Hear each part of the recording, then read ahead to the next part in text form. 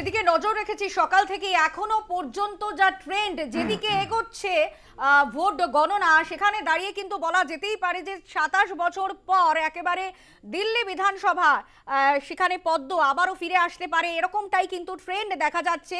এবং সেখানে কিন্তু তাহলে কি ঝাড়ুর ওপর ভরসা রাখলো না সাধারণ মানুষ? এবং কংগ্রেস তারা কি করলো? এখনো পর্যন্ত যা ট্রেন্ড সেখানে দাঁড়িয়ে আমরা দেখেছি যে এর আগে আমরা 2 বছর সেখানে কিন্তু একেবারে শূন্য হাতে ফিরতে হয়েছিল কংগ্রেসকে, এবারেও কিন্তু একটা কি দুটো আসন। আমাদের সঙ্গে এই মুহূর্তে অনুষ্ঠানে যোগ দিয়েছেন কংগ্রেসের প্রতিনিধি চন্দন ঘোষ চৌধুরী।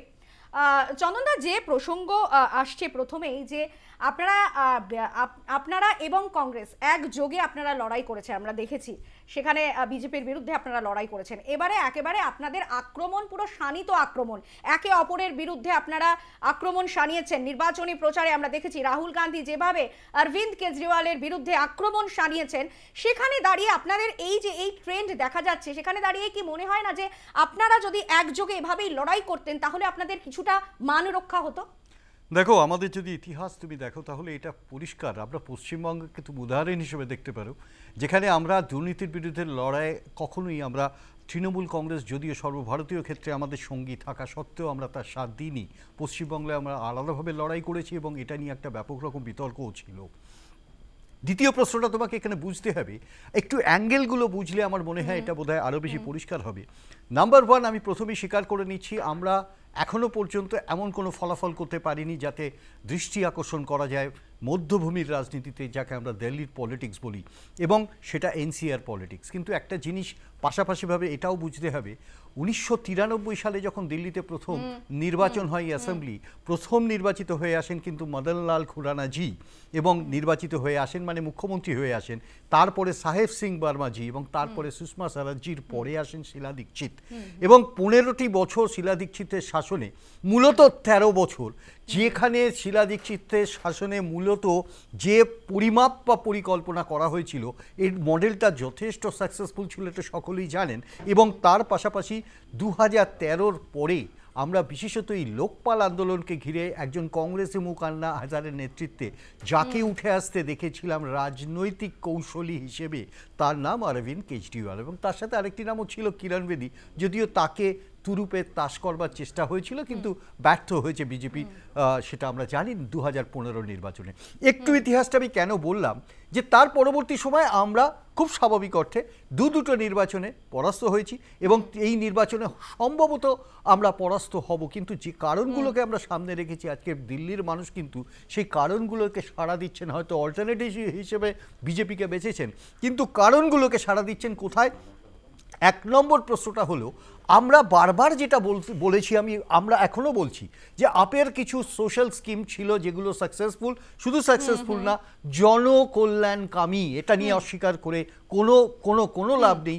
দ্বিতীয় প্রশ্নটা হচ্ছে ঠিক এই রকম একটি জায়গাতে দাঁড়িয়ে তাদের ব্যর্থতার যে দিকগুলো সেগুলো কিন্তু প্রকট হয়ে গেছে, বিশেষত লাস্ট 3 বছরে। এবং সেক্ষেত্রে আমরা দুর্নীতি, মদ কেলেঙ্কারি ইত্যাদি এটা যাচ্ছি না, মানে একই সময় মুখ্যমন্ত্রী উপমুখ্যমন্ত্রী দুজনে জেলে, এটা একটা ভারতবর্ষের ইতিহাস। ঠিক তার পাশাপাশি আমরা ধরো লড়াইটা করেছি আপের সাথে লড়াইটা আমরা দিল্লির বুকে দাঁড়িয়ে করেছি, কিন্তু এই দুর্নীতির প্রশ্নকে সামনে রেখে তুমি যদি একটু অন্য প্যারামিটারে যাও, যেটা এই একটু আগে বললে আপনারা একসাথে ছিলেন, অবশ্যই আমরা এখনও সর্বভারতীয় রাজনীতিতে কংগ্রেসের নেতৃত্ব যদি মানে স্বাগত, অ্যান্টি বিজেপি বিরোধী বিজেপি শক্তির বিরুদ্ধে যারা লড়াই করবে আমরা তার সাথে আছি, অপশক্তির বিরুদ্ধে। কিন্তু অ্যাট দি সেম টাইম এটাও বুঝতে হবে দুর্নীতির প্রশ্নে কোনো আপোষ নয়, আমরা তার রেজলিউশন রেখেছি, প্লাস কনস্ট্রাকটিভ একটা রেজলিউশন রেখেছি। আমাদের ম্যানিফেস্টো দেখলে তুমি বুঝতে পারবে, যেখানে 15টি পয়েন্ট ম্যানিফেস্টো ছিল। এটাই বুঝতে পারছি না চন্দনদা, যে 8-9 মাস আগে যেখানে আপনারা সিট শেয়ার করেছেন সেখানে দাঁড়িয়ে কি এমন হলো যেখানে নিয়ে আপনারা দুর্নীতি নিয়ে সরব হচ্ছেন?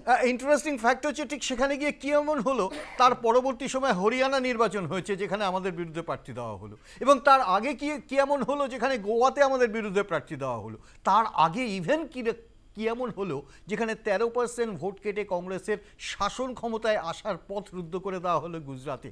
আমার প্রশ্নটাই কেন, কিভাবে তারা লড়াই করেছে, তাদের মতো করেছে। কোনো একটি দল কমন মিনিমাম প্রোগ্রামে একটা অ্যালায়েন্স করে, কেউ কাউকে কিনে নেয় না, তার নিজের আইডেন্টিটি থাকে, তার নিজের পারসেপশন থাকে, তার নিজের রাজনৈতিক ঘরানা থাকে। সেই ঘরানাতে যদি তাদের মনে হয় কংগ্রেসের বিরোধিতা করতে হবে, তারা করেছে। কিন্তু প্রশ্নটা এখানে দেখতে হবে যে দিল্লির নির্বাচন ঘিরে আমরা যে প্রশ্নগুলো তুলেছি তার সদুত্তর পাওয়া গেছে কিনা। আজকে আমাদের ভোট দিক বা অন্যদিকে ভোট দিক, একটি জিনিস কিন্তু প্রমাণিত হয়েছে, মুখ্যমন্ত্রী উপমুখ্যমন্ত্রী এই দৈত্য জেলবন্দি থাকা যে দিল্লির মানুষের পছন্দ হয়নি, ইনফ্যাক্ট সেটা কিন্তু প্রমাণিত হয়েছে। আর আমরা দেখো এই অ্যালায়েন্স পার্টনারে আমরা পশ্চিমবাংলায় তো লড়াইটা করেছিলাম। কার বিরুদ্ধে লড়াই করেছিলাম? শাসকের বিরুদ্ধে লড়াই করেছিলাম, তাদের সাথেও আমাদের কেন্দ্রীয় পার্টনারশিপ ছিল। ঠিক এখানে দাঁড়িয়ে অন্তত একটি কথা প্রমাণিত হলো, কংগ্রেস দুর্নীতির সাথে আপোষ করবে না, করছে না। বেশ, রাজা তোমার প্রশ্ন। বাবু, আমার একদম সাধারণ সিম্পল প্রশ্ন। আপনি বললেন যে এবারও হয়তো মেনে নিচ্ছেন যে হয়তো পরাস্ত হবেন। পরাস্ত হওয়াটা তো একটু ভালো শব্দ। খাতাটা খুলতে পারবেন কি? এবং আদৌ কবে খাতা খুলবেন? পশ্চিমবঙ্গের মতো দিল্লিতেও তো সেই একই অবস্থা, 0-0 একমাত্র আসন ওখলাতে কংগ্রেসে গিয়েছিল, এখন সেটাও নেই। আমি দর্শকদের এক ঝলকে এই মুহূর্তের বর্তমান ট্রেন্ডটা এসেছে আমার কাছে, তাতে কিন্তু আপ ক্রমশ লড়াইয়ে একটু হলেও ফিরছে। এই মুহূর্তে 29টা আসনে আম আদমি পার্টি এগিয়ে, 41টা আসনে বিজেপি এগিয়ে, 41, 29, 70। কংগ্রেস একটা আসনও এগিয়ে নেই। খাতাটা কবে খুলবেন দিল্লিতে, চন্দনবাবু? দেখুন, খাতা খোলা বা খাতা না খোলা এই প্রশ্নটা সম্পূর্ণ জড়িয়ে আছে যে রাজনৈতিক ক্ষেত্রে ভোট কিভাবে এবং ভোটের সংখ্যাটা কিভাবে। এখন প্রশ্নটা হচ্ছে যে তার অর্থ এই নয় যে এক্সিস্টেন্সের কোশ্চেন থাকবে, বিশেষত কংগ্রেসের ক্ষেত্রে। আমরা বহু দলকে দেখেছি বিভিন্ন রাজ্যে লড়াই করতে গেছে, ইভেন কংগ্রেসের বিরুদ্ধে লড়াই করতে গেছে কংগ্রেসের পার্টনারশিপ হয়ে, তথাপি তারা খাতা খুলতে তো পারেইনি, ইভেন জামানত বাজেয়াপ্ত হয়েছে, এটাও আমরা দেখেছি। প্রশ্নটা সেখানে নয়, প্রশ্নটা হচ্ছে politics is a matter of perception, এবং সেখানে একটা আইডিয়াল ফিটিংয়ের ব্যাপার আছে। যে ফিটিংটা আজকে অন্তত কংগ্রেস এটা প্রমাণ করেছে। আপনি হয়তো নির্বাচনের পরে আপনি দেখবেন খাতা খুলেছে কি না খুলেছে, বৃহত্তর ও সমৃদ্ধশালী যেসব অ্যানালিস্ট থাকেন তারা বিচার করেন ভোট পার্সেন্টেজ, ভোটের ট্রেন্ড, এবং সেটা ট্রেন্ড সেটিং হিসেবে কাজ করেছে কিনা। আমার মনে হয় এই নির্বাচনটা হয়ে যাওয়ার পরে একজন বিশেষজ্ঞ হিসেবে বা রাজনৈতিক অ্যানালিস্ট হিসেবে আপনি দেখবেন যে কংগ্রেসের খাতা খোলার থেকে অনেক বড় কারণ হয়ে দাঁড়িয়েছে আজকে এই ডিসিশন মেকিংয়ে কংগ্রেসের কি ভূমিকা। চন্দ্রবাবু, এই সূত্র ধরেই আমার পরবর্তী প্রশ্ন আপনার কাছে, সেটা হচ্ছে যে আম আদমি পার্টির জনপ্রিয়তা হ্রাস পেয়েছে, এটা তো পরিষ্কার। মানে এটা অরবিন্দ কেজরিওয়াল না ভোট বলা যেতে পারে। সেই না ভোটের পরিসরটা বিজেপি নিয়ে চলে যাচ্ছে, আপনারা নিতে পারছেন না কেন? এটা কোথায় সাংগঠনিক দুর্বলতা? রাহুল গান্ধী, প্রিয়াঙ্কা গান্ধী তো কোনো কসুর রাখেননি। তাহলে এই না ভোট, কেজরিওয়াল আপকে আমরা ভোট দেব না, প্রতিষ্ঠান বিরোধিতা, 13 বছর ধরে দেখেছি আমরা, এবার সরকারে বদল চাই, সেই পালা বদলের হাওয়াটা পুরোটা চলে যাচ্ছে গেরুয়া শিবিরে, বিজেপি নিয়ে চলে যাচ্ছে। আর কংগ্রেসকে পার্সেন্টেজের দিকে তাকিয়ে বসে থাকতে হচ্ছে, 4 থেকে বেরিয়ে 10 হবে কিনা, 10 থেকে 12 হবে কিনা, আসনের ক্ষেত্রে 0-1। এই গোটা জায়গাটা আপনারা আসতে পারছেন না কেন, যেটা বিজেপি আসতে পারছে? ভেরি ইন্টারেস্টিং কোয়েশ্চেনটা আপনি করেছেন, কারণ আপনাকে আমি এই প্রসঙ্গটাতে আবারও বলে রাখি যে এখানে যে মুহূর্তে আমি এই অ্যানালিসিস করব সেখানে আমার প্রথম প্রশ্নটা আসবেই যে একটা ট্রেন সেটিং বা মেরুকরণ। আমি বিশেষত এই কারণে এই কথাটা বলি, পশ্চিমবাংলার রাজনীতির পরিপ্রেক্ষিতে মেরুকরণের অন্য সংজ্ঞা আছে। আমি একটু ধর্মীয় সংজ্ঞা আছে, আপনি খুব ভালো করে জানেন, এবং অন্য ক্ষেত্রেও একটা মেরুকরণের সংজ্ঞা আছে, ফিডিং টু ইচ আদার। আপনাকে একটা এক্সাম্পল দিলে আপনি বুঝতে পারবেন। ধরুন এই আপ 2015 এবং সেক্ষেত্রে আপের সংখ্যাটা কি ছিল?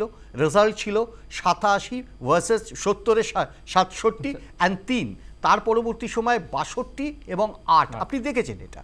এবং সেক্ষেত্রে ওই দুটো ক্ষেত্রেও আমরা 0 ছিলাম, 0 ছিলাম আমরা, যার জন্য এই জায়গাটাতে উত্তরটা দিতে পারছি। ইনফ্যাক্ট এই জায়গাটাতে দাঁড়িয়ে যদি এবারও 0 হই, আপনি একটা জিনিস যদি দেখেন বুঝতে পারবেন, ঠিক এই দুটো ক্ষেত্রেই কিন্তু দিল্লির এনসিআর বেল্টের যে 7টা লোকসভা সিট, 7টাই কিন্তু বিজেপি। আপনি এটাও জানেন এই বিজেপি, এবং গত নির্বাচনে 2024-এও সেই ফলটাই হয়েছে।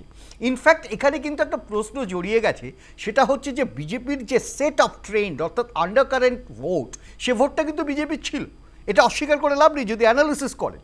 এবং বৃহত্তর ক্ষেত্রে হয়তো বিধানসভা নির্বাচনের ক্ষেত্রে অরবিন্দ কেজরিওয়ালকে মানুষ ভোটটা দিয়েছিলেন দুর্নীতির বিরুদ্ধে লড়াই করতে, যার হাতে একটা ঝাড়ু থাকে, অর্থাৎ সাফাই করবেন, ক্লিন করবেন, সেই কনসেপ্টটা ধাক্কা খেয়েছে। ন্যাচারালি ভোটটা কনসেন্ট্রেট হয়ে গেছে এখানে বিজেপির কাছে। কিন্তু একটা কথা আপনাকে বলে দিতে পারি, আগামী দিন রিজিনাল রাজনীতিতে যে ঘটনাগুলো ঘটে তার পরিপন্থী ঘটনা কিন্তু এখানে ঘটলো, এবং সেই ঘটনাতে আজকে মনে হতে পারে অ্যাপারেন্টলি কংগ্রেস শূন্য আপনার ওই খাতায়, কিন্তু আপনাকে আমি আবারও বলি অ্যানালিটিক হিসেবে আপনি এই সেন্স অফ অ্যানালিসিস যদি করবেন আফটার দ্য ইলেকশন, আপনি দেখতে পাবেন কারা ট্রেন্ড সেট করলো, কেন বিজেপি ক্ষমতায় এলো যদি ক্ষমতায় আসে, এবং কেন আপের এই দুর্যোগ নেমে এলো। এটা কিন্তু খুব স্বাভাবিক অর্থে আপনি বুঝতে পারবেন। চন্দনবাবু, আপনি কিন্তু আমার মূল প্রশ্নটা ছিল আপনার দলকে নিয়ে। একটা কেজরিওয়ালের ভোট, একটা বিজেপির ভোট, মাঝখানে আপনারা কোথায়? আপনারা নেই কেন? এত বছর ধরে, যেখানে 15 বছর ধরে দিল্লিতে আপনারা শাসন করেছেন, সেখানে আপনাদের ভোট ব্যাংকটা নেই কেন? দেখুন, পশ্চিমবাংলা আমরা 30 বছর শাসন করেছি, মানে একেবারে যদি শুরুতে দেখেন। এখন আপনি এই প্রশ্নটা আমাকে এই মুহূর্তে এটাও করতে পারেন, মানে দুটোর উত্তরই একই হবে। দেখুন, একটা কথা আমি কোনো অবস্থাতেই অস্বীকার করি না এবং স্ট্রেট ফরওয়ার্ড বলতে পছন্দ করব, সাংগঠনিক দুর্বলতা একটা কারণ।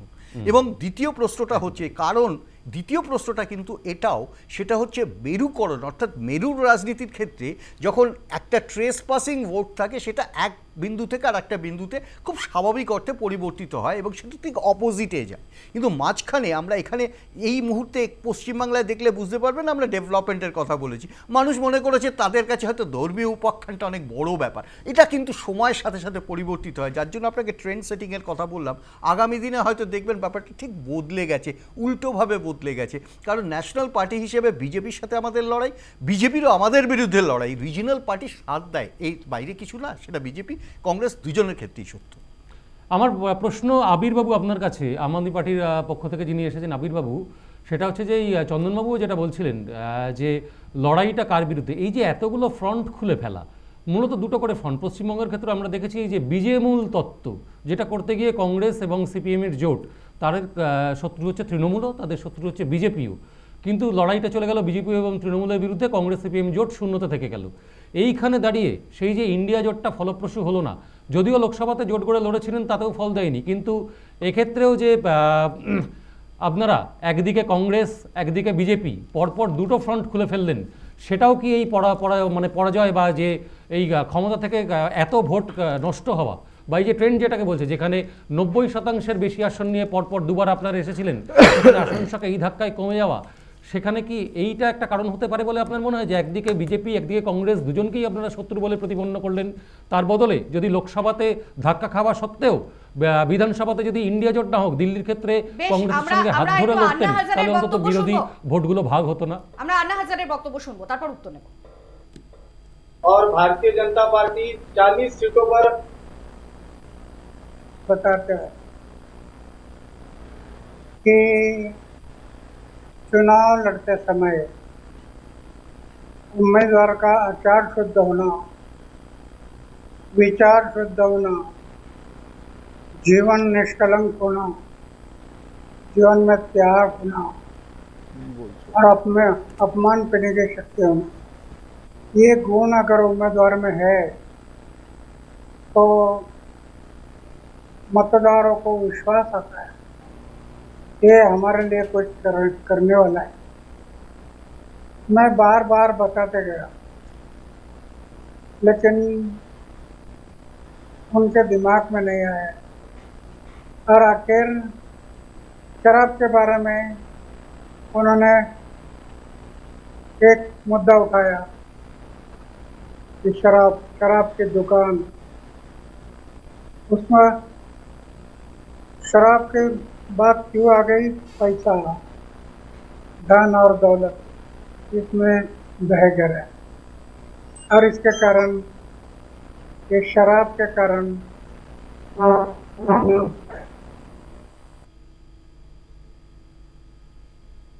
বেশ, আবিরের উত্তর নেব। না, যেটা দাদা লাস্টে প্রশ্ন করলেন সেটা আমি উত্তরটা প্রথমে দিই। সেটা হচ্ছে যে না, এরকম ধরনের কোনো বিষয় ছিল না। কারণ লোকসভার যে জোট আমরা ইন্ডিয়া যে জোট আমরা করেছিলাম সেটা শুধুমাত্র সেটা লোকসভার জন্যই ছিল, এবং বিধানসভার যে ব্যাপারটা শুধুমাত্র বিধানসভার জন্য, এটা বিধানসভা ইন্ডিপেন্ডেন্ট।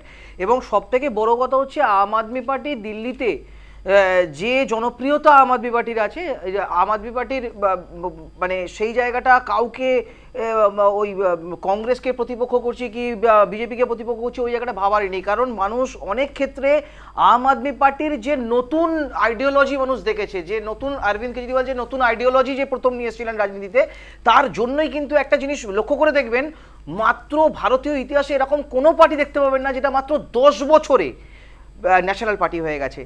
তো সেই জায়গাটা, সেই যে জনপ্রিয়তাটা, সেটা কিন্তু কোথাও না কোথাও গিয়ে গুজরাটের মানুষও দিয়েছিল, কারণ এই গুজরাটের যে সামান্য ভোটটুকু আমরা পেয়েছিলাম তারপরেই কিন্তু আমরা ন্যাশনাল পার্টি হতে পেরেছি।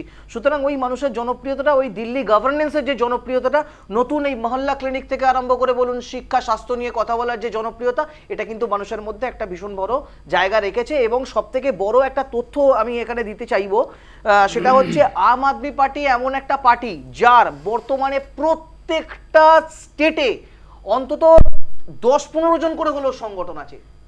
সেই জায়গাটা একটা বিশাল বড় জায়গা, যেখানে হয়তো আমাদের মানে কিছুই নেই, সেই জায়গাতেও আমাদের 10-15 জন করে অন্তত মানে সেখানে মানুষ আমাদেরকে ভালোবাসে, এবং সেখানে আমাদের মানুষ সংগঠন নিজেদের পয়সা দিয়ে তারা পার্টিটা কিন্তু করছে, এবং সেটা একটা বিশাল বড় জায়গা। অরবিন্দ কেজরিওয়ালকে শুধুমাত্র ভালোবেসে এই কাজটা মানুষ করছেন। বেশ, নয়াদিল্লি থেকে আপনারা জানেন যে কংগ্রেস প্রার্থী সন্দীপ দীক্ষিত, শিলা দীক্ষিতের ছেলে, তিনি কি বলছেন শোনাবো আপনাদের। देखिए, अब तो ऐसा लग रहा है कि क्लियर है कि बीजेपी की सरकार बनेगी। हमारा सिर्फ ये निराशा है कि जिस तरीके से वोट हम एक्सपेक्ट कर रहे थे पड़ा नहीं, पर ठीक है, वो तो जनता जो तय करेगी। और यहाँ नई दिल्ली में अभी कांटे का चल रहा है केजरीवाल जी के और परवेज जी के बीच में। देखते हैं, अभी 7-8 राउंड हुए हैं, क्या कहानी बनती है मेरे ख्याल से आधे घंटे में पता चल जाएगा। एग्जिट पोल थोड़े एग्जैक्ट दिख रहे हैं लगते हैं। एग्जैक्टली। तो आपकी तो हार में भी जीत लग रही है।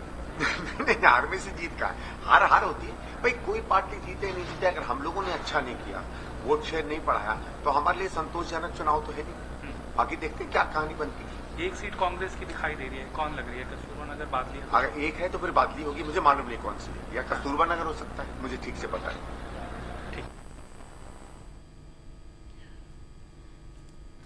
বেশ, আবির, আপনি যেটা বলছিলেন যে বিভিন্ন রকম প্রকল্পের ঘোষণা অরবিন্দ কেজরিওয়াল এবারেও করেছেন, এবং আমরা দেখেছি শিক্ষা স্বাস্থ্যে বেশ কিছু কিন্তু অরবিন্দ কেজরিওয়ালের হাত ধরে আমরা দেখেছি বেশ কিছু যে উন্নতি হয়েছে। তো কিন্তু বিশেষ করে যেটা বলছেন বিরোধীরা বারবার সরব হচ্ছেন যে এই যে দুর্নীতি, মানে যে ক্লিন ইমেজ নিয়ে অরবিন্দ কেজরিওয়াল রাজনৈতিক ইনিংস শুরু করেছিলেন, যেই ঝাড়ুকে তিনি তার প্রতীক হিসেবে ব্যবহার করেছেন, সেই ক্লিন ইমেজটাই তো নষ্ট হয়ে গেছে, আবগারির কালি লেগেছে। সেখানে দাঁড়িয়ে বিভিন্ন রকম দুর্নীতি সামনে আনছেন বিরোধীরা, তার কি হবে?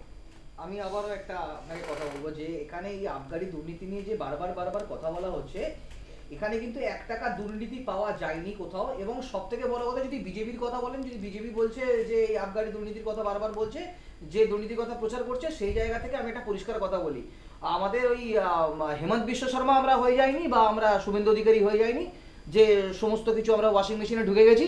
সুতরাং আমাদের এখনো পর্যন্ত সেই জোরটা আছে যে আমরা ওই জায়গায় স্ট্যান্ড করেছি, আমরা ওই জায়গায় দাঁড়িয়ে আছি, আমরা দাঁড়িয়ে কিন্তু প্রত্যেকটা জিনিসের প্রতিবাদ করেছি, এবং আমাদের নেতা জেল থেকে বেরিয়ে কিন্তু সেই ক্যাম্পেনিংটা করেছেন। আমরা কিন্তু মিশে যাইনি ওই দুর্নীতির খেলায়, আমরা মিশে যাইনি। এবং সব থেকে বড় কথা, 1 টাকা দুর্নীতি এখনো পর্যন্ত কেউ দেখাতে পারেনি, তাই জন্যই হয়তো সেই দম্ভটা আমাদের আছে। আর তার জন্য আরেকটা জিনিসও আছে, আমি আগেও রিপিট করেছি, আগেও বলেছি, এখন একবার রিপিট করছি, আমাদের কিন্তু উচ্চ নেতৃত্বের সবাইকে গ্রেফতার করে নেওয়ার পরেও দল কিন্তু ভেঙে যায়নি। বেশ, সুপ্রিয়, আমি দুটো পরিসংখ্যান দিই, এতক্ষণ তো শুনছিলাম সবার কথা। এক হচ্ছে যে ইন্ডি জোটের 2 জন শরিক, তার মধ্যে একটা হচ্ছে অবশ্যই সিপিআইএম, বামপন্থীরা। তাদের এই মুহূর্তে পাওয়া তথ্য অনুযায়ী আমার কাছে 0.01% তারা ভোট পেয়েছে দিল্লিতে। আর AIMIM, এত বড় নাম ভুলে যাই মাঝে মাঝে, তাদেরকে মানে স্বভাবতই কেজরিওয়াল সাহেব তাদেরকে একটু স্পেস ছেড়েছিলেন। কেন? 12 থেকে 14% কাছাকাছি ওখানে সংখ্যালঘু ভোটের বাসিন্দারা থাকেন, জনমানুষ থাকেন। তারা ভোট পেয়েছেন 0.08% ভোট। হ্যাঁ, এবং কংগ্রেসকে নিয়ে এতক্ষণ আপনারা প্রশ্ন করলেন, কংগ্রেসকে নিয়ে আলাদাভাবে আলোচনা হয়েছে। আমি কংগ্রেসকে নিয়ে আলাদা কিছু বলতে চাই না, কারণ কংগ্রেস এর আগেও এখানে সরকারে ছিল, এরকম নয় যে সরকারে ছিল না। আজকে অবস্থা খারাপ আছে, কাল আবার রাজনীতিতে কি হবে কেউ আমরা জানি না। আমি একটা কথা এখানে দায়িত্ব নিয়ে বলে যাচ্ছি, আজকে যখন এই কেজরিওয়াল সাহেবের ইলেকশনের রেজাল্ট আসেনি, আমার অন্য একটি চ্যানেলে 1-to-1 বৈঠক মানে ইন্টারভিউ ছিল, সেখানে আমি সেদিনকে দাঁড়িয়ে বলেছিলাম, তিনি আমাকে বলছে এটা কি হতে পারে, আমি তখন বলেছিলাম হ্যাঁ এখানে সরকার হবে। আজকে দাঁড়িয়ে আমি আপনাকে বলছি যদি দিল্লি আপ এই রেজাল্টই থাকে, আবির যে কথাটা বললো যে 15 জন করে লোক হলো আমাদের আছে, আমি আপনাকে লিখে দিচ্ছি আজকে, এরপরে পাঞ্জাবও এরা হারবে, কেজরিওয়াল নামক যে রাজনীতিবিদ কেউ ছিল মানে গোটা ইন্ডিয়াতে সেই নাম আর থাকবে না। এটা আমি দায়িত্ব নিয়ে এটা বলে গেলাম, এই কথাটা লিখে রাখুন, আমিও থাকবো আপনারাও থাকবেন। আমি দায়িত্ব নিয়ে বলছি আম আদমি পার্টি বলে আর কিছু থাকবে না, যদি এখান থেকে উৎপত্তি সেখানেই এদের যে এই অবস্থা হয় আগামী দিন থাকবে না। আর কংগ্রেসের সাথে থাকার তো প্রশ্ন নেই, কারণ হলো এই অরবিন্দ কেজরিওয়াল এতটাই তাকে নিজের অহংকারে আবদ্ধ হয়ে গেছিলেন, তারা পরিষ্কার বলেছিলেন ইন্ডি জোট থেকে কংগ্রেসকেই সরিয়ে দিতে হবে। দেখুন আমাদের সাথে কংগ্রেসের আইডিওলজিক্যাল লড়াই আছে, দীর্ঘ লড়াই আছে, এটার তো কোনো আলাদা করে লিখিতভাবে কিছু ব্যাপার নেই, সবাই জানে। কিন্তু একটা কথা তো মানতে হবে, একটা রাজনৈতিক দল তারা ন্যাশনাল ফিল্ডে খেলে, বিজেপিও তাই। তাদেরকে এই ছোট ছোট আঞ্চলিক দলগুলো যেভাবে কন্ট্রোল করবার চেষ্টা করেছে, এর আগে আমাদের যখন আসন কম ছিল তখনও বিজেপিকে জনতা দলকে করার চেষ্টা করেছে, আজকে কংগ্রেসকে করার চেষ্টা করছে। আমার যেটা মনে হয় ব্রডার অ্যাসপেক্টে কিন্তু কোনোদিনও আঞ্চলিক দলরা ন্যাশনাল পলিটিক্সে সেই জায়গা করতে পারবে না যেটা কেজরিওয়াল নিজেকে তুলে ধরছে। বেশ সুপ্রিয়, মানে যা ট্রেন্ড আমরা দেখতে পাচ্ছি সেখানে দাঁড়িয়ে 27 বছর পর যদি সেই ট্রেন্ডই সত্যি হয় তাহলে অবশ্যই ডবল ইঞ্জিন সরকার আসতে চলেছে দিল্লির ক্ষেত্রে। এবং সেক্ষেত্রে তোমার কাছে জানতে চাইবো যে কোন কোন ইস্যুগুলো কাজ করলো, তাহলে কি বাজেটে এই আয়কর ছাড় মোদির ট্রাম্প কাজ হয়ে উঠলো? অন্যদিকে আরো একটা বিষয় যেখানে আমরা দেখেছিলাম যে এই দিল্লি ভোটের দিন মহা কুম্ভে স্নান করেছিলেন, পুণ্য স্নান করেছিলেন প্রধানমন্ত্রী নরেন্দ্র মোদী, সেটাও গিয়ে কোথাও কাজ করলো? আমাকে আচ্ছা সুপ্রিয় আমাকে কোনটা বলে আরেকবার বলো একটু। সেক্ষেত্রে জানতে চাইবো যে এই যে 27 বছর এতটা বছর পর যেদিকে ট্রেন্ড যাচ্ছে সেখানে বিজেপি অনেকটাই এগিয়ে রয়েছে, সেখানে গিয়ে মোদির কি ট্রাম্প কার্ড হয়ে গেল যে যেখানে বাজেটে এতটা আয়কর ছাড়? এবং অন্যদিকে আমরা দেখেছিলাম যে দিল্লি ভোটের দিন সেখানে পুণ্য স্নান করেছিলেন মহাকুম্ভে প্রধানমন্ত্রী নরেন্দ্র মোদী, কোথাও গিয়ে বিরোধীরা বলছেন যে একটা হিন্দু জিগিরকে সেটাকে তুলে দেওয়া হয়েছে, সেখানে গিয়ে এগুলো কোথাও ফ্যাক্টর? আরে আমরা তো প্রকাশ্যে হিন্দুদের সনাতনীদের কথা বলি, তো আজ থেকে বলছেন অটল বিহারী বাজপেয়ীজির আমল থেকে মুরলী মনোহরজির আমল থেকে আমরা বলি, নতুন কি আছে আমাদের এটার জন্য? তো সুতরাং এটাতে আমরা কোনো তো রাগ টাক রেখে ব্যাপারটা করি তা তো নয়, আমরা পরিষ্কার বলি হিন্দুদের কথা, আমরা এখানে লুকিয়ে রাখার কিছু নেই। কেউ আমাদেরকে পোলারাইজেশনের কথা বলতে পারে, তা পোলারাইজ হচ্ছে কেন মানুষ? আপনারা আপনাদের কথা বলুন। আমি যেটা আরেকটা খুব সিগনিফিকেন্ট বলছি, এই উত্তরপ্রদেশের কুম্ভের কথা বললেন, আজকে উত্তরপ্রদেশে বাই ইলেকশন আছে, বাই ইলেকশনটা হচ্ছে ওই মিল্কিপুর বলে একটি জায়গা, সেখানে এখনো পর্যন্ত পাওয়ার ট্রেন্ড অনুযায়ী 22,000 ভোটে অখিলেশ যাদবের পার্টিকে হারিয়ে এখনো পর্যন্ত প্রায় জিতেই গেছি ওটা, তো ওখানেও আমরা জিতছি। তা কুম্ভের যে এত বড় প্রভাব, গোটা মিডিয়া একদম যোগীকে একদম চেপে ফেলবে আজকেই, আজকে সেই যোগীর রাজত্বেই তো আবার বাই ইলেকশনে সেখানকার মানুষ তাদেরকে দিচ্ছে। দেখুন অ্যাক্সিডেন্ট হতেই পারে, ল্যাক্স হয়েছে, যোগীর প্রশাসন সেটা মেনেওছে। আমরা মুখ্যমন্ত্রী এখানে বলি না যে ম্যানমেড বন্ধা করে দিয়েছি, এটা তো আমাদের কোনো হাত ছিল না, আমি তো জানতামই না, কোনো বাইট এরকম বিজেপির পক্ষ থেকে আসেনি। আমরা দায়িত্ব নিয়ে বলেছি ল্যাক্স ছিল, সেটা তদন্ত সাপেক্ষ, তদন্ত হচ্ছে, এবং তাদেরকে যথাযোগ্য যতটা ক্ষতিপূরণ, মানুষের লাইফের ক্ষতিপূরণ দেওয়া সম্ভব নয় এটা জেনেও সরকার যতটা করবার তাদের জন্য করছে। সুতরাং আমি মনে করি এটা কোনো ট্রাম্প কার্ড নয়, দিল্লিটা একটা বড় অ্যাসপেক্ট ছিল, 27 বছরের একটা অপেক্ষা। এবং আমি আবার বলছি ন্যাশনাল পলিটিক্সে যতবার আঞ্চলিক দলগুলো ন্যাশনাল দলগুলোকে শেষ করবার প্রয়াস করেছে, আঞ্চলিক দলগুলো ধুয়ে মুছে সাফ হয়ে গেছে। এর আগের ইতিহাস যদি আপনি দেখেন সেটা দিয়ে প্রমাণ পাবেন এই কেজরিওয়াল সাহেবের এই শিক্ষাটা হওয়া খুব জরুরি ছিল বলে আমি মনে করি। বেশ, কেন্দ্রীয় মন্ত্রী জ্যোতিরাদিত্য সিন্ধিয়ার বক্তব্য শোনাবো আপনাদের।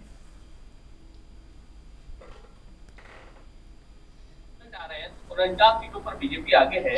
मैंने तो कल रात को दिल्ली में कहा था आने के पहले कि 12 घंटे का इंतजार है। दिल्ली में स्पष्ट रूप से प्रधानमंत्री जी के नेतृत्व में भारतीय जनता पार्टी की सरकार बनने जाएगी। सर इंडिया पोस्ट को लेकर आपने, लेकिन बाद दिल्ली इलेक्शन के रिजल्ट आ रहे हैं, 49 सीटों पर बीजेपी आगे है। मैंने तो कल रात को दिल्ली में कहा था आने के पहले कि 12 घंटे का इंतजार है।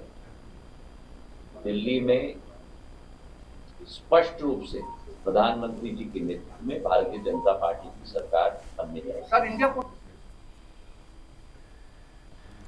বেশ, যে বিষয়টা আমি একটু এবার চন্দনবাবুর কাছে যাব। চন্দনবাবু, যে বিষয়টা বারবারই উঠছে, যেখানে আমরা এর আগের ইয়েতে দেখেছি যে 4.26% ভোট পেয়েছিল, প্রায় কংগ্রেস শূন্য হাতে ফিরতে হয়েছিল, সেই জায়গা থেকে কিন্তু বারবারই প্রশ্ন উঠছে যে আপনাদের একটা আত্মসম্মান রক্ষার লড়াই ছিল, সেক্ষেত্রে কিন্তু যে ট্রেন্ড, সেখানে মান রক্ষা হলো না, খাতাই খোলা গেল না সেই জায়গা থেকে। এখনো অবধি দ্য ট্রেন্ড, আমি বারবারই বলছি, কারণ ট্রেন্ড ক্রমান্বয়ে বদলাচ্ছে, সেক্ষেত্রে কিন্তু এটাও একটা বড় ফ্যাক্টর যে দিল্লির জায়গায় সেখানে আপনারা খাতাই খুলতে পারলেন না। না, এটা তো আমি প্রথমেই স্বীকার করেছি যে আমাদের সাংগঠনিক দুর্বলতাকে সামনে রেখে এবং তারপরে এক্সটার্নাল পোলারাইজেশন, আমি দুটোকেই সামনে রেখেছি। আমি পাশাপাশি আরেকটি জিনিসকেও এখানে ফোকাল পয়েন্টে রাখতে চাইব, যেটা আমি রেখেছিও এর আগের বার, সেটা হলো যে কেন্দ্রীয় সরকারের সরাসরি নেতৃত্বাধীন থাকে, ইনফ্যাক্ট কেন্দ্রীয় সরকার নেতৃত্ব দেন দিল্লির পুলিশ প্রশাসনকে, এবং ঠিক তার পাশাপাশি দিল্লির এনসিআরের 7টি লোকসভায় কিন্তু ট্রেন্ড অনুসারে বিজেপির 7টাই, এবং কেন্দ্রীয় বাজেট, এই কেন্দ্রীয় বাজেটের ক্ষেত্রে একটি জিনিস দেখতে হবে, কদিন আগেই পাস হলো, সেখানে দেখতে হবে যে প্রপোজাল আছে সেটা কিন্তু মূলত যে দিল্লির ডেভেলপমেন্টের জন্য কত পরিমাণ, কম্পারেটিভলি এবারের বাজেটের বরাদ্দের পরিমাণ কিন্তু কমেছে। This one point. Second point হচ্ছে যে দিল্লি ডেভেলপমেন্ট অথরিটি ডিডিএ, সেক্ষেত্রে কেন্দ্রীয়, মানে আমি কোন অ্যাসপেক্টে বলছি, আমি অ্যাডমিনিস্ট্রেটিভ অ্যাসপেক্টে, যেটা লোকাল অ্যাসপেক্ট সেটা আপ সরকার চালিয়েছে, সে প্রসঙ্গ তো আলোচনা হয়েছেই, কিন্তু উল্টো দিকে দাঁড়িয়ে 7 জন এমপি এবং কেন্দ্রীয় সরকার, বিজেপির সরকার, যদি ডাবল ইঞ্জিনের কনসেপ্টকে সামনে রাখো তাহলে সেমি ডাবল ইঞ্জিন ছিল ওখানে। সুতরাং এখানে একটা ব্যাপক উন্নয়ন করার জায়গা ছিল, যেটা হয়নি, বিভিন্ন কারণে হয়নি, এবং সেক্ষেত্রে কিন্তু বিজেপির একটা দায়বদ্ধতা আছে। দ্বিতীয় প্রশ্নটা হচ্ছে, এখানে অবশ্যই তুমি যদি এই প্রসঙ্গে আনো, আমি সাংগঠনিক দুর্বলতা স্বীকার করে নিচ্ছি, কিন্তু আমরা যে পলিটিক্যাল সেটে ওখানে রাজনীতিটা করেছি বা করছি, আমরা প্রপোজ করেছি, এবং প্রপোজগুলো করেছি তাতে দুর্নীতি ছিল তার বাইরে, অর্থাৎ দুর্নীতির বিরুদ্ধে লড়াইটাও একটা প্রপোজাল। সম্ভবত এই প্রপোজালটাও মানুষ নিয়েছে। আমি বলি, ট্রেনটা বোঝা যাবে নির্বাচন শেষ হয়ে যাওয়ার পরে পার্সেন্টাইল অঙ্কটা কোথায়, কিন্তু প্রভাবিত যে করেছে এই নির্বাচনকে, অর্থাৎ দুর্নীতি এবং একটা ব্যাপক রকম অশাসন বা কুশাসন, তাকে যে প্রভাবিত করেছে, এই নির্বাচনের ট্রানজিশন কিন্তু প্রমাণ করে দিচ্ছে। এখনও বলবো ট্রানজিশন, নির্বাচনের মূল রেজাল্টটা বেরোক, সংখ্যাতত্ত্ব বেরোক, কে কত ভোট পেয়েছে, কোথায় কার ভোটে এই ফলাফল ভাগ্য নির্ধারিত হয়েছে, সেটা আফটার দ্য ইলেকশন হয়তো বিকেলের দিকে বোঝা যাবে। কিন্তু এই মুহূর্তে আমি প্রধান স্বীকার করে নেব কংগ্রেসের ব্যর্থতা, সাংগঠনিক ব্যর্থতা, এবার মানুষের সাথে আরও বেশি যোগাযোগ স্থাপনের একটা উদ্দেশ্য রাখতেই হবে, আদারওয়াইজ কংগ্রেসের পক্ষে এটা কিন্তু দুর্ভাগ্যজনক। আমি একটা অ্যাডিশন দিচ্ছি জাস্ট চন্দনদার জন্য, সেটা হচ্ছে আলকা লাম্বাকে এনারা বিগত 10 বছর ধরে প্রজেক্ট করার চেষ্টায় রয়েছে, বারবার প্রজেক্ট করা হয়েছে, বারবার সেটা ফেলিওর হয়েছে। আমি তার কাছে একটা প্রশ্ন রাখতে চাই, রাহুল গান্ধী যেখানে গিয়ে প্রচার করছেন, প্রিয়াঙ্কা গান্ধীর মতো হেভিওয়েট নেতা নেত্রী তারা প্রচার করছেন, কিন্তু কোথাও না কোথাও আলকা লাম্বাকে সামনে রেখে, আজকে আলকা লাম্বার সকালবেলার যা বডি ল্যাঙ্গুয়েজ, কোথাও না কোথাও, এটা আমরা বারবার বলেছি, ওনার বডি ল্যাঙ্গুয়েজে গড়বড় আছে। গড়বড় মানে কি, উনি মানুষের সাথে যে ইন্টারাকশন, সেই ইন্টারাকশনের ক্ষেত্রে একটা ঔদ্ধত্য মানে পনা, এই যে বিষয়টা, এটা কি কোথাও না কোথাও কাজ, মানে এটা কি দিল্লির মানুষের কাছে খারাপ? না সুপ্রিয়, একটা কথা আমি এটা স্বীকার করব, তুমি যে প্রসঙ্গটা বলেছো এটা খুব স্বাভাবিক, সব দলের ক্ষেত্রেই এটা সত্য, যে কোথাও কোনো ঔদ্ধত কোনো রাজনৈতিক দলের যদি কোথাও থেকে থাকে, সেটা কার্ভ হওয়া উচিত। তার কারণ ঔদ্ধত কখনো রাজনৈতিক সফলতার কারণ হতে পারে না, জনসংযোগ একমাত্র কারণ। সেটা তুমি কাউকে ঘিরে হয়তো বলেছো, আমি জানি না তার ভোটের পার্সেন্টাইল কত হবে বা কীরকম ভোটটা হয়েছে, কিন্তু একটা জিনিস অবশ্যই, কোথাও তো নেতৃত্বের বা সাংগঠনিক দুর্বলতা ছিল, হয়তো চূড়ান্ত নেতৃত্বের নয়, লোকাল নেতৃত্বের দুর্বলতা ছিল, এটা আমরা স্বীকার করছি, অ্যানালিসিস করবো দলীয় স্তরে। বেশ, আমরা এই আলোচনার মধ্যে একটা কথা কিন্তু বলতে ভুলেই গেছি, যে দিল্লিতে কিন্তু শান্তিপূর্ণ নির্বাচন হয়, একটা রক্তহীন ভোট হয়, যেটা কিন্তু অবশ্যই একটা শিক্ষণীয় বিষয়। রাজা, তোমার প্রশ্ন। হ্যাঁ, আমার প্রশ্ন হচ্ছে যে বিষয়টা নিয়ে বলছিলাম, যে আবিরবাবু কি শুনতে পাচ্ছেন? হ্যাঁ আবিরবাবু, যেটা এই আন্না হাজারের বাইটটা থেকেই আসি। আন্না হাজারে যে লোকপাল বিলের আন্দোলন থেকে শুরু করে অরবিন্দ কেজরিওয়ালের রাজনৈতিক দল স্থাপন, চমকপ্রদভাবে ভারতের রাজনীতিতে উত্থান, শ্রী আন্না হাজারে আজকে পরিষ্কার বললেন যে তিনি দীর্ঘদিন ধরে বলে আসছেন যে এই দল প্রথমত এই শরাব মানে আবগারি দুর্নীতির কথা তুললেন, এই দুর্নীতি দিল্লির মানুষ ভালোভাবে নেয়নি এবং ধন দৌলতে বয়ে গেছে। এই পার্টি অরবিন্দ কেজরিওয়াল নাম করেননি, ধন দৌলতে বয়ে গেছে। অবশ্যই আমরা সাম্প্রতিককালে যে অভিযোগটা বারবার এসেছে যে কেজরিওয়ালের বাড়ির আমূল সংস্কার, সেখানে শীষমহল মানে কাঁচের দেওয়াল বানানো, তারপর হচ্ছে জাকুজি লাগানোর মতো অভিযোগ, যেটা প্রধানমন্ত্রী স্বয়ং বাজেট বক্তব্যে লোকসভায় দাঁড়িয়ে সেদিন রাষ্ট্রপতির জবাব যে ভাষণের জন্য ধন্যবাদ জ্ঞাপন যে আলোচনা, তাতে সেই কথা তুললেন, শীষমহলের কথা। অর্থাৎ এই আমূল সংস্কার, ধন দৌলত, বিলাস বৈভব, তার সঙ্গে দুর্নীতি, খোদ আন্না হাজারেকেও বলতে হচ্ছে, সেটা কি তাহলে বিন্দুমাত্র প্রভাব ফেলেনি? তা না হলে এই ফলাফলটা হলো কেন? এই যে শীষমহলের, আমি শীষমহল দিয়ে আসি, শীষমহলের কথাটা যে বললেন, আমাদের তো দুজন নেতা গেছিলেন সেখানে, সৌরভ ভারদ্বাজ এবং সেখানে সঞ্জয় সিং, দুজনেই গেছিলেন। মিডিয়ার ক্যামেরা নিয়ে যাওয়া হয়েছিল কিন্তু কোনো রকম ভাবে ঢুকতে দেয়নি। যদি একটা জায়গায় 6 কোটি টাকার পর্দা লাগানো থাকে, যদি সোনার সেখানে বাথরুমে সেখানে প্যান লাগানো থাকে, কুমট লাগানো থাকে, তাহলে সেটা খুলে দেখিয়ে দিক না সকলের সামনে, সর্বসমক্ষে নিয়ে আসুক। সর্বসমক্ষে কেন নিয়ে আসতে, ঢুকতে কেন দিল না? আমি একটা ভিডিও করে প্রকাশ করে দিচ্ছি আমার ভেতরে, তাহলে সবাই দেখে নিক না। মিডিয়ার ক্যামেরা তো সেখানে নিয়ে যাওয়া হয়েছিল, সেখানে তো রীতিমতো সৌরভ ভারদ্বাজ যিনি দিল্লির একজন মন্ত্রী এবং সঞ্জয় সিং যিনি একজন এমপি, তিনি তো গিয়ে এখানে বসেছিলেন যে আমাদেরকে ঢুকতে দিন। একবার রাজমহলটা খুলে দেওয়া হোক না, যে না নরেন্দ্র মোদীর রাজমহল আছে, সেটাও মানুষ দেখে নিক, দুটোই মানুষ দেখে নিক, মানুষ বিচার করে নিক কি আছে না আছে। সুইমিং পুলের যে কথা বলা হয়েছে, যে বলা হচ্ছে যে ঘরের ভেতরে বার আছে, সমস্ত কিছু একবার মানুষকে দেখিয়ে দিক না, অসুবিধে কি আছে? যদি থাকে তো মানুষ দেখে নিক, অসুবিধে কি আছে। বেশ আবির, আপনার উত্তর নেব, তার আগে আমরা একটু শুনবো বিজেপি নেতা নলিন কোলের কি বলছেন, শোনাবো।